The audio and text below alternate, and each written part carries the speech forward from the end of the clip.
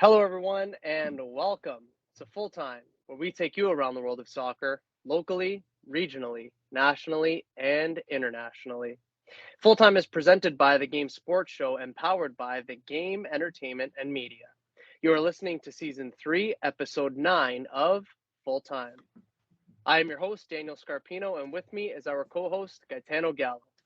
Before we begin today's show, Full Time is sponsored by Little Caesars Pizza. With their 2 locations in Sault Ste. Marie, Ontario, you can download and access the Pizza Portal app so you can enjoy a delicious hot and ready pizza from Little Caesars today. We remind our listeners that recordings of Full Time occur weekly or bi-weekly. Uploads to all of our platforms for public viewing and listening occur weekly or bi-weekly as well. Folks, we are delighted to be back with you here on Full Time. Talking about the beautiful game is something that we definitely always look forward to. G, we're here together on this Sunday evening, and I'm very excited for today's show. How are you, my friend? I'm doing great, Scarps. How are you? Life is good, G. I appreciate it. I just actually got back from the field, first outdoor game of the year. We had a little friendly, so definitely excited. And more than that, I'm excited for what we're going to be discussing here today because we definitely have some cool stuff that we're going to get into. In today's show, we will be discussing the Champions League, the Europa League semifinals, Europe's Big Five, local soccer, and regional soccer as well. As always, if anyone would like to listen to our previous content, please check us out at Full Time on the Game Sports Show. And without further ado, Gaetano, and to everyone who has taken the time to tune in here today, let's kick off. We begin today's show by delving into the Champions League semifinals. As we are on the verge of these games kicking off, G, how excited are you? Number one, as a City fan, and number two, as a fan of this wonderful competition? So I'll start as a fan of the competition because these two ties that we have for the semifinals are probably two of the best I've seen in my lifetime.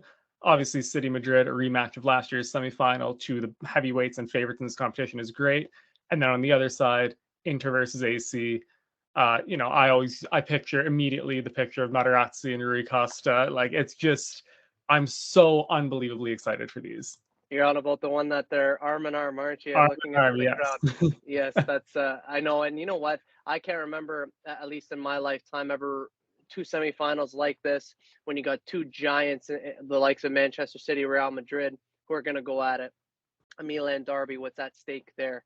I'm really, really looking forward to it. I think everyone who's a fan of football, even if it's not one of their teams that are in it, because mine's not, of course, but I think everyone who is a fan of football is certainly looking forward to it. So, what we're going to do, G, we're going to kickstart our conversation by looking at Real Madrid and your Manchester City.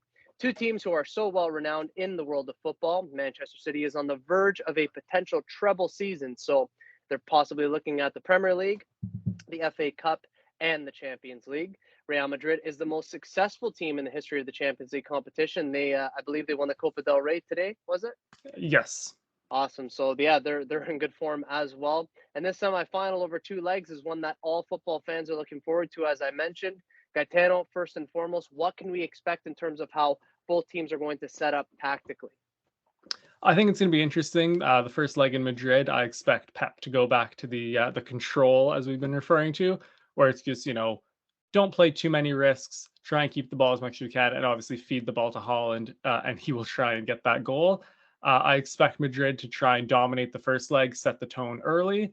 Obviously, some massive players offensively, Benzema and Vinicius and Rodrigo as a front three is one of the best in world football. I think Pep's going to try and keep them quiet, definitely in the first leg, and then second leg back at the Etihad, really go for it, similar to what was done against Leipzig, and then kind of flip the script for what was done with Bayern Munich. Yeah, I think your analysis there is brilliant, Gaetano, and I do believe largely that is going to happen for sure. I don't want to say it's going to be a tale of two different teams, but in large part, I actually think that it will. I think it is going to be the case of Manchester City trying to retain possession of the ball, trying to be methodical and break down that low block of Real Madrid. I think they're going to have to play in that way. And I think on the flip side, again, yes, Real Madrid might be sitting a little lower, a little deeper, a little bit more compact, and Real Madrid's going to have to take their moments to hit Manchester City on the counter attack, trying to play the balls in behind into the channel for for one of their players, one of their front men to run onto. I think that's the type of of game that we're going to see, possibly in both legs, depending on how close it gets and depending on what happens ultimately in that first game. But we will definitely see. We know it's going to be between two great teams, between two great managers, so a lot to look forward to. But second and most importantly, G, who do you have winning and going on to the Cup final in this remarkable competition? So I think, as trying to back myself away from being a City fan, I think last year's semifinal was so close. Going to extra time in the second leg and the Benzema penalty. I think the addition of Holland kind of switches the favor to Manchester City, and I think City will go through.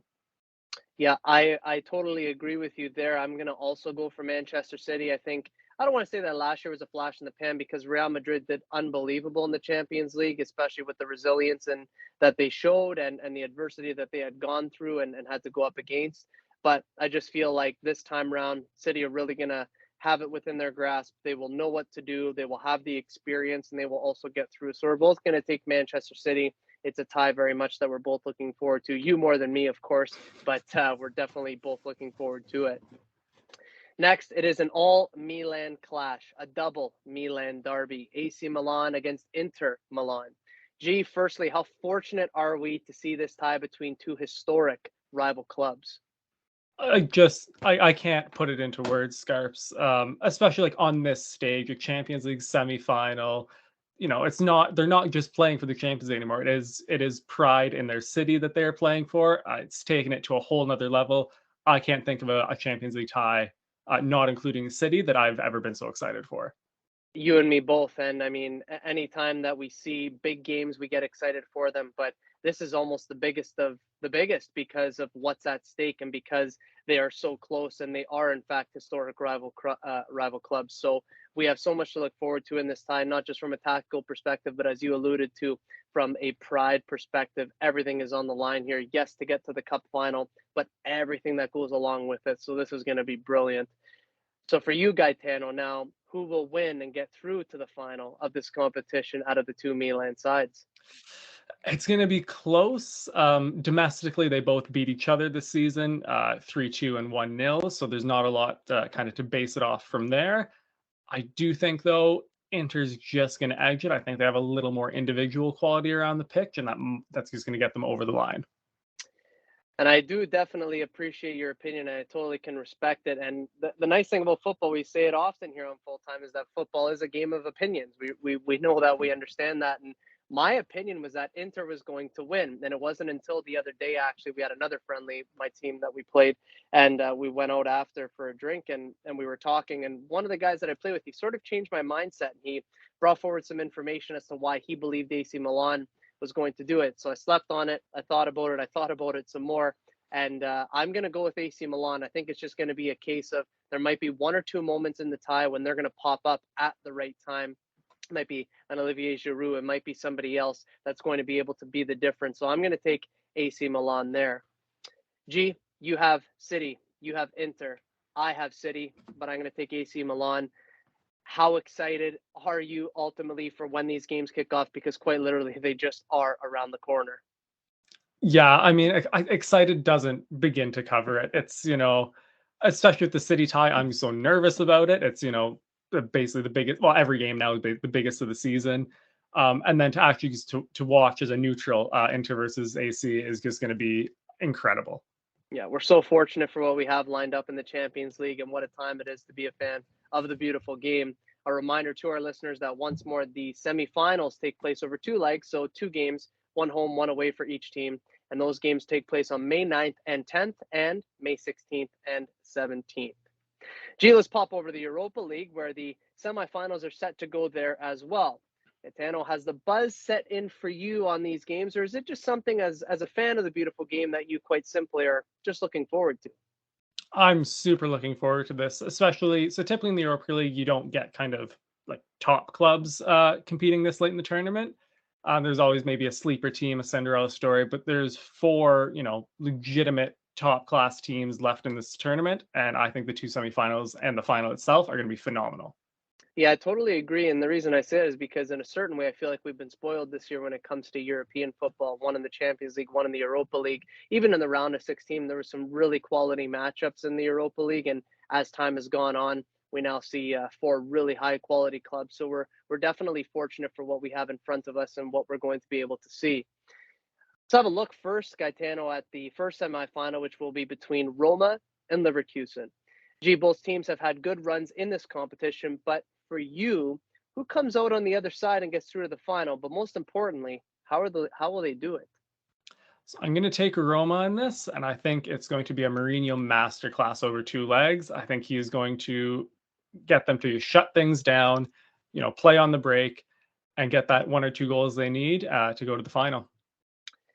In terms of how they will do it, I think that's exactly what's going to happen. Get a goal or two, and as one of the guys that I used to coach with in rep soccer, he always used to tell me when we got up a goal or two and it got late in the contest, he'll say, "Shut it down." I think exactly the way that you do here, Mourinho is going to do exactly that. So I'm also going to take Roma. They're going to see that game, especially in the second leg. I think they'll see the game out. They're going to be really resolute, really simple, and they're going to get through to a final because ultimately that's what Mourinho does. Next, it'll be Juventus and Sevilla in the other semifinal. Two big clubs with two very big histories. Gaetano, both clubs need this, but for very different reasons this season. That said, only one will reach the final. Who will win and why, my friend? So this is a tough one. I think Juventus has a little more individual star power around the field. But Sevilla, this is just their tournament. We talk about like Real Madrid, they just win the Champions League. For Sevilla, they just win the Europa League. I think that experience, that know-how in this competition is going to get them over the line. Fair enough. And for me, I'm going Sevilla. I think that this is going to be a case of I could just kind of sort of see it in the pressers. Mourinho's going to win his, and Roma's going to get through. And I think that it's going to be Sevilla getting through. And I could see Mourinho really just hyping his team up. And I could see him just being, oh, they've won it so many times, and they've done this, they've done that. And we're going to have our hands full. I can see the matchup happening. So I'm going Sevilla. I'm going Roma. And, we both certainly have a lot on the line here, but not more than these teams, that's for sure. The only thing we have to do is watch, but we're very fortunate once again to watch these finals, or these semifinals rather. A reminder to our listeners that once again, the semifinals of the Europa League, which again is played over two legs, one home, one away for each team. Those are going to take place on May 11th, both games, and then the second leg will be taking place on May 18th. Gaetano, we have 2 weeks upcoming here of European football. Just what's running through your mind right now? The fact that we're going to have, 8 games, I guess, of just pure excellence.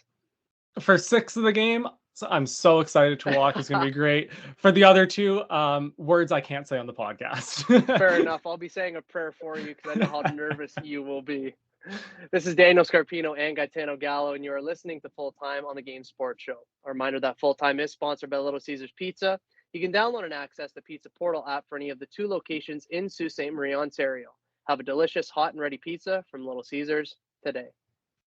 Let's move it along to Europe's Big Five. Things continue to get better and better.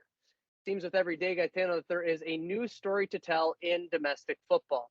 What can you make of everything right now? Yeah, this is, the best time of year to be a football fan. The leagues are winding down. The title races are getting closer and closer. It's just been phenomenal to watch across the Big Five, and even some of the smaller leagues as well. Yes, absolutely. We can't forget about those, even though we focus mostly on Full Time on Europe's Big Five. But yeah, this is the best time of year to be a fan of football because you get to see everything come down to the wire, and in some cases the last day, which we're going to delve into right now. Gaetano, what we are going to start with this time round is Italy's Serie A. It's the biggest of news to kickstart things. Napoli have officially done it. With 5 games to spare, Napoli are officially the champions of Italy. Their most recent draw against Udinese is all they needed to claim their 80th point of the season. Thus, it is now mathematically enough for them to say that they have won the Scudetto. This is the 3rd time in the club's history that they've won Serie A. How big of an accomplishment is this for Napoli after 33 years without winning the title? Yeah, this is massive for them. I mean, obviously the squad right now with Spalletti, what he's done, finally getting them to the league title is great, but also for the city of Naples, having lost their hero Diego Maradona recently. I think the city just kind of needed this, and it was just kind of a perfect fairy tale ending for the season for them. Yeah, I agree with you for that for sure. The club went through a lot. They had lost some players in the summer as well to being dealt elsewhere, and nobody really thought, including myself, that they would win. I had them in the top four when I did my preseason predictions, but I didn't expect the dominance. I didn't expect the quality of football. I didn't expect the victories to come time and time and time again. So they totally deserve it, and what a brilliant and beautiful moment it is for Napoli. We've been seeing the scenes all over social media, how they've been partying. Never quite seen anything like it apart from maybe when a team's won the World Cup. But when we're talking about domestically, I don't think I've ever seen anything like it. So fully deserved for them. We knew it was going to happen. It was only a matter of time, but what a season that they have had. It's now on to who will claim those remaining three places in the top four. Right now, it's Juventus in second with 66 points. How things have changed there, I might add. Lazio are in third with 64 points, and Inter are in fourth with 63 points. Milan, Atalanta, and Roma are all just outside of the top four. G, your thoughts here? Yeah, this the race for top four is going to be crazy with these last four games. A lot of those teams, 2 through 7, actually still have to play each other in the Yep. season, so a lot can change in these last four games. And maybe other than Juventus probably sticking around, couldn't predict what's going to happen here. Yep, it's all up for grabs now. We've talked about it a few times here on Full Time. Even with everything that's happening in Europe and what's happening in Italy, somebody's going to miss out on something, and it's going to be crazy and somewhat sad, I guess, for them to be in a situation where they've had these brilliant seasons and then it might not be for anything really, because they may walk away with no silverware or no European football for next season. So somebody will end up suffering, but the race that's happening right now in Italy is incredible for not only what's happening, of course, in Serie A, but also for the teams that are remaining in Europe. Let's move over to the English Premier League, G. We haven't said this in quite some time, but we knew that the inevitable, or it was going to happen really. And over the past couple of weeks, we would see that there would be some sort of change. That's what most people thought. And now, what we can officially say is that we do have a different leader at the top of the table in the Premier League, and that leader is Manchester City. They currently sit at the top with 82 points, with one game in hand over second place Arsenal, who have 81 points after their victory earlier today against Newcastle. Newcastle are in third with 65 points. It's Manchester United in fourth with 63 points. I just noticed again after I had gotten home and after my friendly there, and I noticed that they had lost to West Ham today. So that's a huge knock against them as well. Liverpool, who are on excellent form, have now moved their way into fifth with 62 points. So they're just 1 point off of that top four spot with Manchester United. It's not too comfortable for Liverpool, though, because they have Tottenham, Brighton, and Aston Villa, who are slowly chipping away at things. Gaetano, it was a change at the top of the table that we were waiting for, and here we have it. Your thoughts first on the top of the table, and then secondly, the battle for the top four in those European places. Yeah, so City have had actually, I think at one point 4 games in hand over Arsenal. So we always knew that it was going to kind of turn around as long as City kept winning, and that they would kind of mathematically end up at the top of the table. As a fan, it is nice to finally see it. It's nice to hold on to the games in hand, but when you see, Manchester City top of the table, it's just kind of a relaxing kind of thing going into the last 4 games of the season here. But yeah, the race for top four is going to be incredible. Liverpool have really turned it on these last couple weeks. Great run of form, 5 wins in a row to see themselves into fifth. Brighton still actually have 6 games to play, which there's a Yeah. lot of points to be played for there. Newcastle, a huge, huge, huge blow for them today. Probably could have secured themselves third place, but probably will stick around in the top four. And United, a huge loss for them, a huge win for West Ham. I know we're going to get to talk about the relegation battle in just a second here, but a huge chance for United to go third, and they blew it. Yeah, and I was actually talking to one of the people that I coach with, a co-coach of mine, and he's a United fan, and he described it to me last week when I spoke to him. He said, I feel like United are running on fumes. And he goes, they just haven't got much left in the tank. And I thought to myself, well, that's a really good way to describe it, because when you watch them play, it does look like they're grasping at straws a lot. It doesn't look like they have much left to give. And then I talked to him about the FA Cup, and he said that they have no chance when they play City. He goes, there's just nothing there. The squad depth isn't there. The players have given everything that they've had this season. Eric Ten Hag has been really demanding these sorts of things.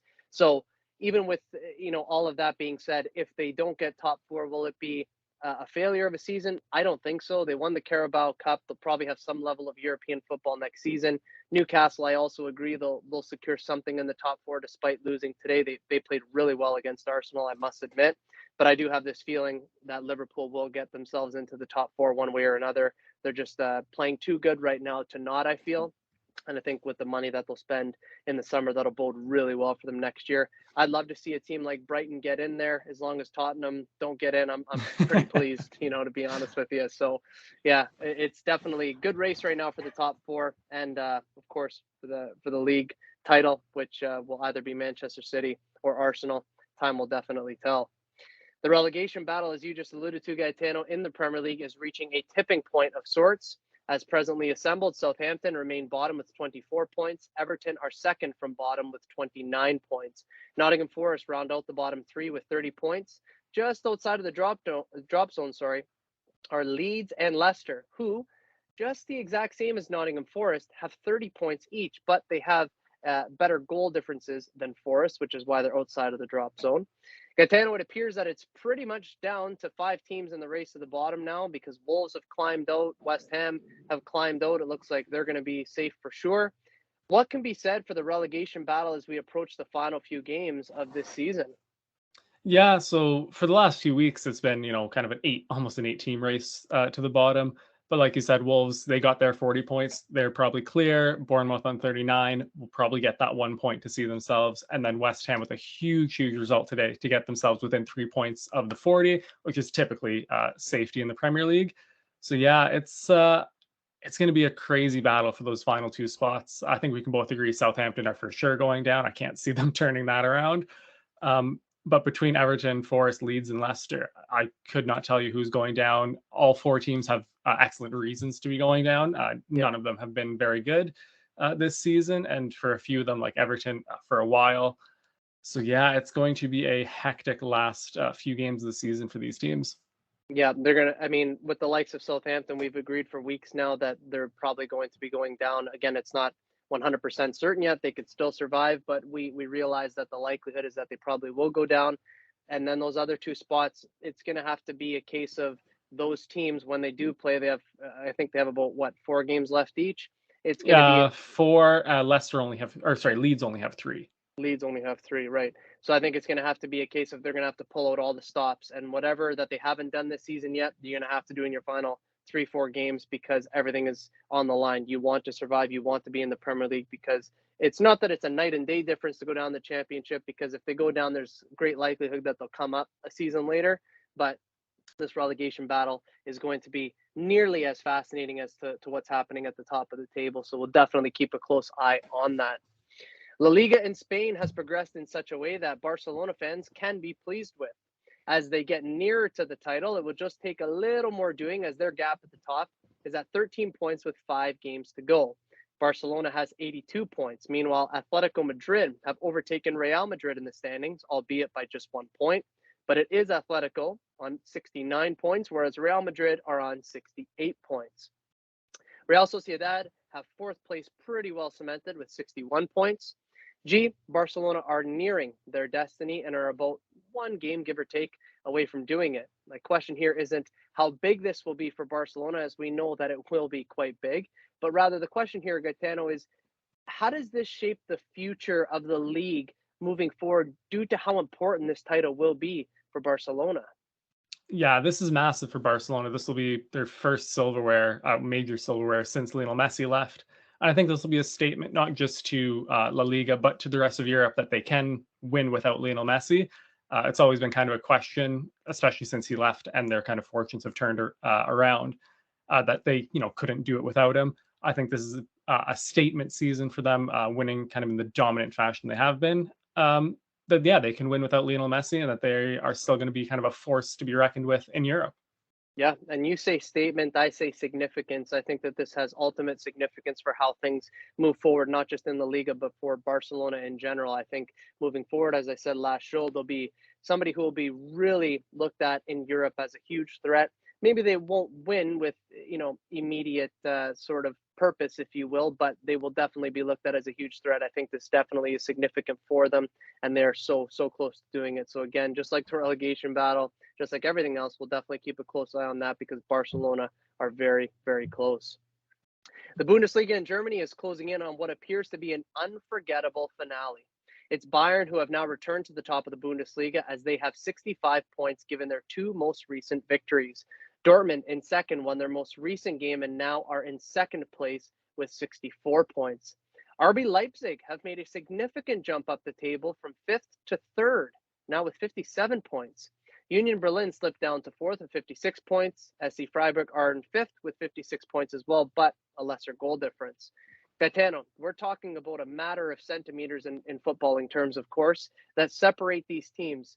But this race in and of itself this season has truly been awesome. We now close in on the final few games of the season. What are we looking at here? We're looking at carnage, Scarps. Yeah. I can't think of any time that a major league with 4 or 5 games left could really be won by almost 5 teams.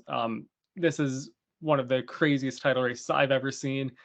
And even like watching the games, and you can see the scores, like when someone scores and the table just changes immediately. You don't typically see that at the top of the table at this point in the season. So it's just been absolutely wild. And the quality of the games themselves have just been excellent.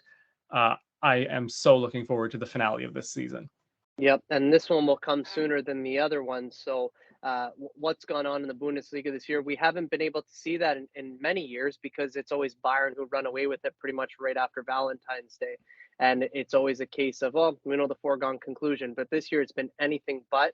So the fact that we have 5 teams competing for the title, I'm still going to stay with my pick. I do believe Bayern will win, but they haven't made it easy on themselves. The club haven't made it easy on themselves. That's for sure with the decisions that they've made. But you have to give credit to every other team that's battling for the title because it's been so competitive. It really has been so awesome. Finally, in France's Ligue 1, PSG continue to make things somewhat interesting, I suppose. They have 78 points with 4 games left to go. Marseille in second have 72 points. Lens have moved securely into third, where Monaco currently holds fourth. PSG are making things a lot harder probably than they need to be at this moment in time. It seems that every time they create a healthy gap between them and second place, they let a game or two slip away, despite the fact that they did win today. I will admit that. But do you think that PSG can afford to do this at this point in the season, or is it time for PSG maybe to worry a little bit, seeing as they win one, drop one, win one, drop one? Yeah, they really need to sort themselves out, both on the pitch and off the pitch, with Lionel Messi's trip to Saudi Arabia getting a lot of attention the last couple of weeks here. Yeah, they just kind of someone needs to say something in that club and just say, hey, 4 games left, get over the finish line here, and then we can kind of worry about this stuff. They've definitely not made it easy for themselves, and to be fair, the teams below them have not made it easy for them either. So an exciting title race in Paris.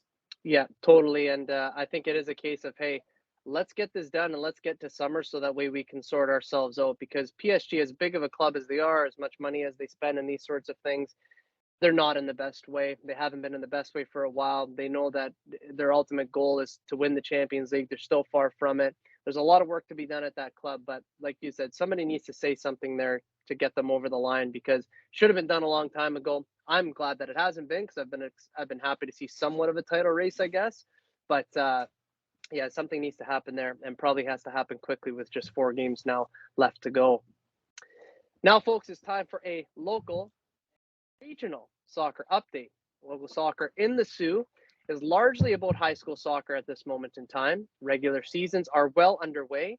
Games occur weekly from Monday to Friday at Superior Heights Soccer Field in Sault Ste. Marie, Ontario. Games kick off at 5:30 p.m. and the final games of the evening begin at 8:30 p.m. So typically what happens is juniors will play at 5:30, juniors or seniors will play at 7 o'clock, and then the last games of the evening are always the seniors at 8:30 p.m.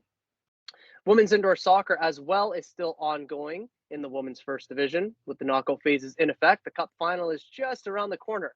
Semifinals are taking place tonight, Sunday, May 7th. So quite literally as we speak and as we are recording, semifinals are taking place at the NCC. All playoff games for Women's League are played on Sunday evenings at 6 and 7 p.m. at the Northern Community Centre in Sault Ste. Marie, Ontario. Regionally, and we haven't done a regional update on this show in quite some time, but regionally, the Nipissing Invitational Soccer Tournament in North Bay, Ontario, is making its return post-COVID.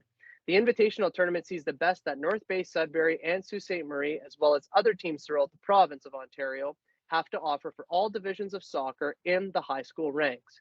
Gee, how great is this opportunity for these young athletes to be exposed to, number one, excellent competition, but it's almost important for some of the athletes, as I coach at this level, that they get the chance in this tournament to be seen and scouted by colleges and university, not just regionally, but provincially as well. How big is it for them?